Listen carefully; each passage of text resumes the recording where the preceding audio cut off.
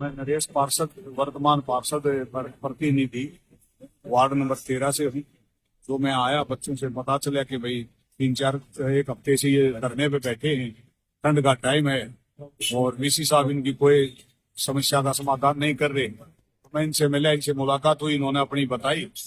इन्होंने रिक्वेस्ट की कि भाई सरकार में ऊपर पूर्व मंत्री मनीष ग्रोवर जी से, प्रशासन से आप हमारी मांग को आगे रखें। मैं इनकी सिफारिश आगे कर दूंगा और जो होगा इसी साहब ने इनकी मांगे सुन लेनी चाहिए। तो जाएंगे आप मांग लेकर, जिनको इन्होंने डिमांड की है उसको लेकर आप जाएंगे? जरूर। तब बच्चे हैं, छोटे भाई हैं, तो समर्थन रहेगा आपका? मेरा समर्थन बिल्कुल साथ है, तहे दिल से इनके साथ। हमारी संयुक्त संघर्ष समिति पिछले 7 दिनों से धरने पर बैठी है।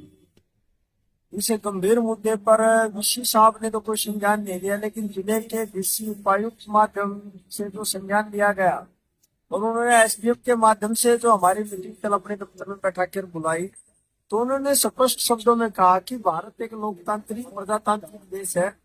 संवैधानिक तरीके से बच्चे धरना भी कर सकते हैं, ज्ञापन भी दे सकते हैं, प्रदर्शन भी कर सकते हैं और एक गरिमा में रह के अपनी बात रख सकते हैं। लेकिन ये नहीं कि भाई एक एफिडेविट दो और उस एफिडेविट पे आप ना कोई धरना करोगे, ना प्रदर्शन करोगे, ना कोई आंदोलन करोगे। इससे तो कहीं ना कहीं प्रजातंत्र का गला घोटने का काम होगा, जिसमें डीसी साहब ने ये जरूर कहा कि भाई इन बच्चों का बैन हटाएं और जो लीगल प्रोसेस है उसको आप सही तरीके से अपनाएं और प्रॉपर की दोबारा मीटिंग बनाकर और जल्दी से जल्दी इसका बैन हटाएं और विश्वविद्यालय का पीसफुल माहौल बनाए।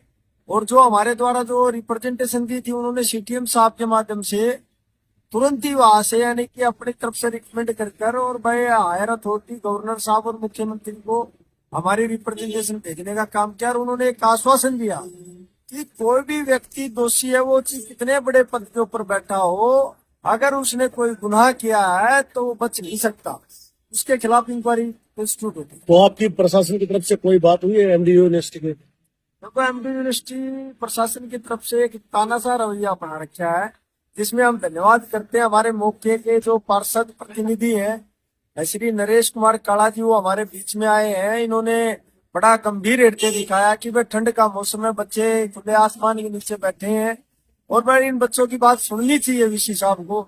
एक बाहर के प्रतिनिधि को ये समस्या महसूस होगी, लेकिन 7 दिन से वीसी साहब को ये समझ में नहीं आ रहा कि आप गलत रवैया अपनाए हुए।